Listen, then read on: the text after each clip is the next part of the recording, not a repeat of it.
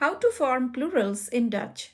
In Dutch, most plurals are formed by adding en to the singular noun.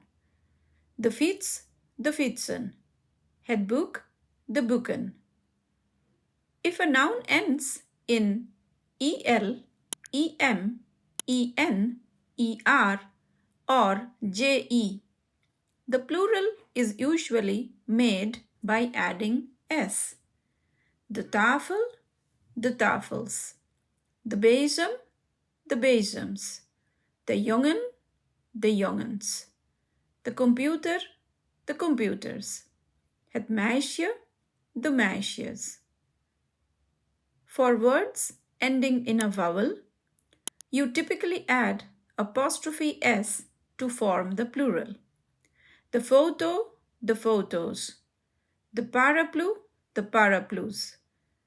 The baby, the babies.